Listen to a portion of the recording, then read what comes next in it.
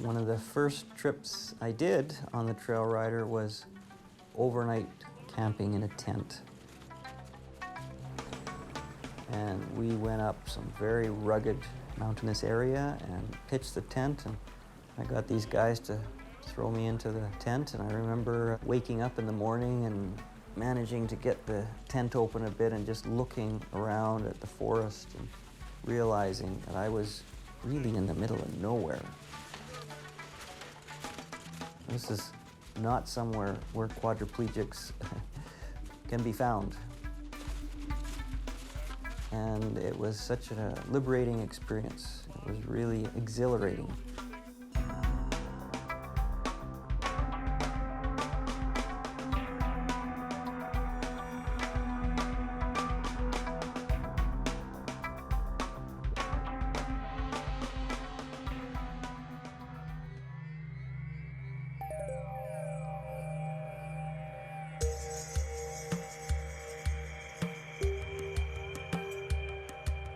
Vancouver is a very new city. It's less than 130 years old.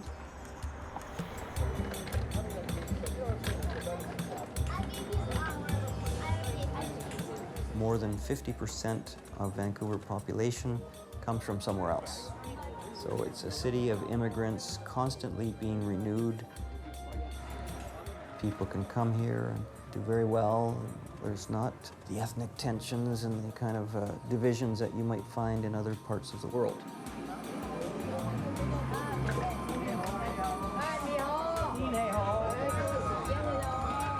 I was the mayor of the city for 3 years, and I was a city councillor for 12 years. So for 15 years, I've been really honored to be a part of the decision-making of the city.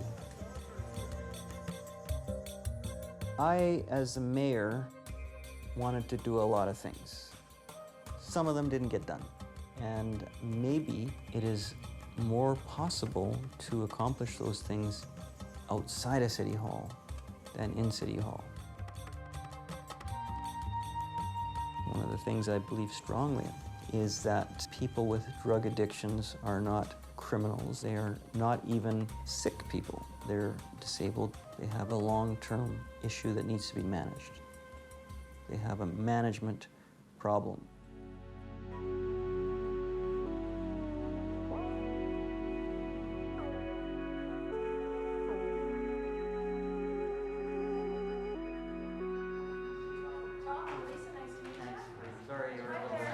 The idea behind it is you're supplying the heroin to addicts to help them stabilize? It's not just about giving them heroin, it's also about the counseling relationships that try and give them positive types of social activities and positive social relationships and psychological treatment to treat their past abuse or their depression or anxiety or psychosis. So people came into the clinic 3 times a day, I believe, was it, for an hour a day, and they received heroin or methadone, but they also received ancillary services, so counseling.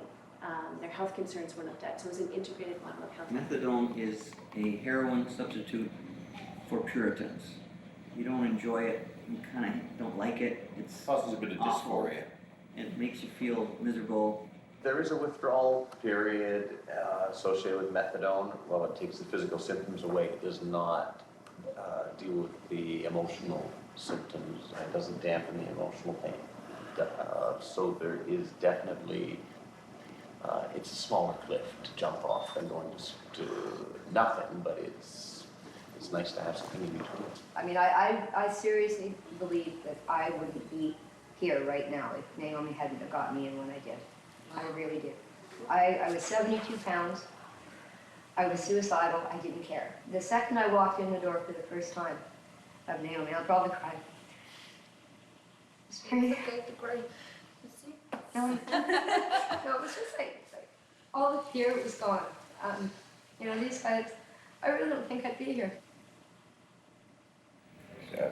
First time I met you, we had a nice conversation in your office. I remember saying the way to sell it to society in general, because people don't like the idea of giving drugs to addicts, is to sell not as harm reduction for the addicts, because the society at large does not give a shit, but sell it as harm reduction for society. Stop the broken windows, stop the crime, vandalism, people feeling unsafe walking down the street. I said to Sam Sullivan, the former mayor, who was visionary enough to try this, that's how it has to be presented, or it doesn't have its chance.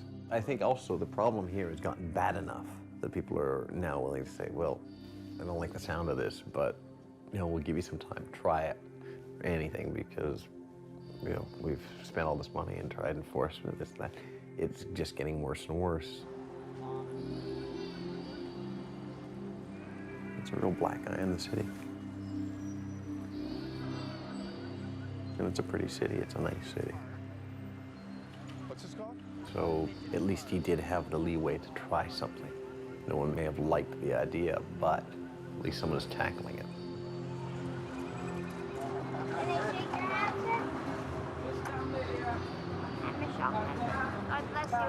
But you see how human these people are? These are not criminals. They're honest people, but they need some way to help them manage their disability. This is what I do with my wheelchair. I manage my problem. I don't fix it.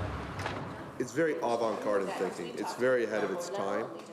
And I could see easily how people could spin this as you, as a championer of drug use, crime, and not caring for the ordinary citizen and favoring what you call disabilities, taking the Disability Act too far. Yeah. We hire more police. Okay, now we're going to feel safer. Well, the more police you hire, the more you restrict the supply of drugs, the more the price goes up.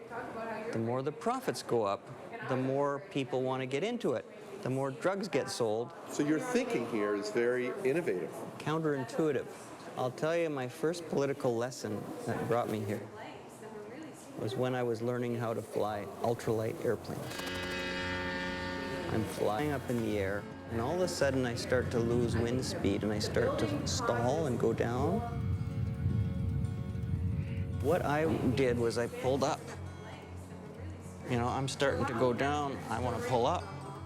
And the instructor beside me, he let me do that enough until we were in serious trouble, and then he grabbed my arm and pushed it forward. So we were going straight to the ground. We got enough speed, and once we had enough speed, then you could take off again.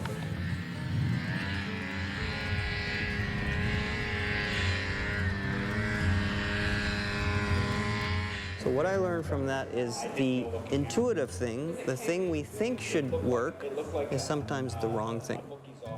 So with drugs, we're pulling up when we should be pushing down. And the more we pull up, the more crime, the more prisons, the more horrible medical problems, the more broken families, the more dead junkies. Push down. Let's try that for a while and see if things get better.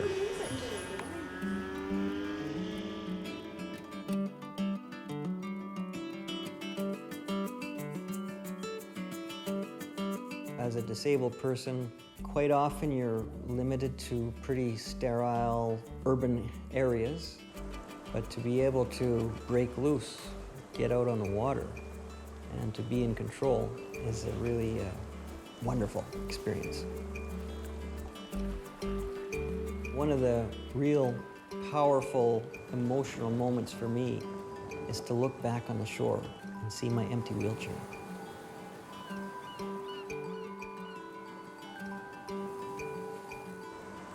The Disabled Sailing Association was the very first program in the world having severely disabled people sailing on their own, racing, participating in this activity that most people would never associate with disability. There would be very high-level quadriplegics, people who couldn't move their arms at all. So we decided to take on the project of fitting a sip and puff device to the sailboat.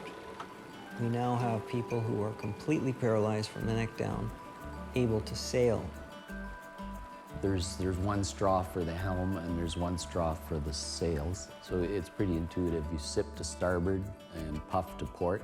And with the sails, you puff to let the sails out and you sip to bring them in. And you're able to just fly along on the wind and tune the sailboat to go as fast as you can go.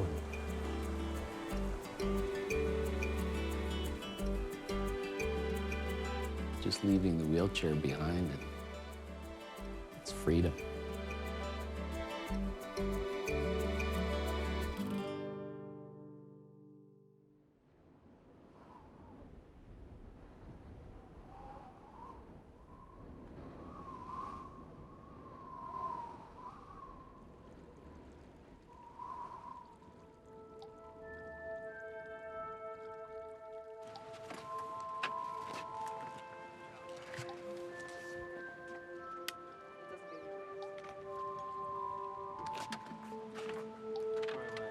Last time I was here was the last time I was walking. Is that too tight? Not tight enough? That's fine. That's good, yeah. I actually broke my neck skiing in the same area we were hiking in. And it was pretty eerie in a way for me to go back there.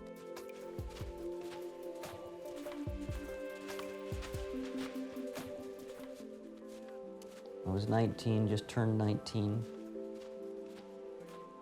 We were skiing between each other's legs, and we were going quite fast down one hill, and I tried to ski between the guy's legs. We did a tumble, and I felt my neck break, and I immediately lost contact with my arms and legs and my body.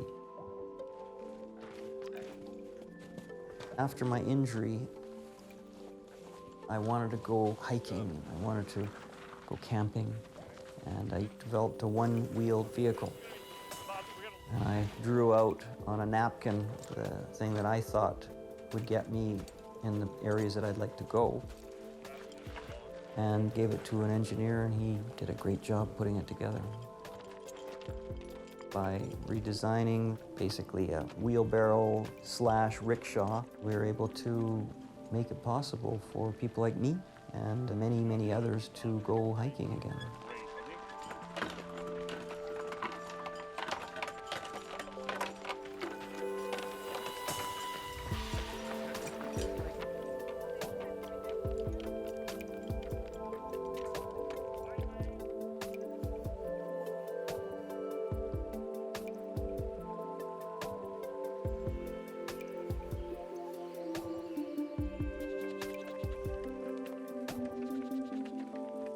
As beautiful of a spot as this is, and I walk down and that sailboat there is insane.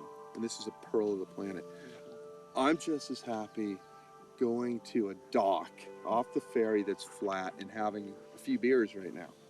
So if you want to, I'm open to whatever we want to do here. That's all. No, it's not that often that I get strong guys like you, and basically I'm gonna... You were gonna say, let's get the beers. Oh, No, I'm gonna make you work. Come on, let's go. This is worth it. all right, you're on, buddy. Is this worth it? It's worth it. It's stunning. It's stunning. One, 2.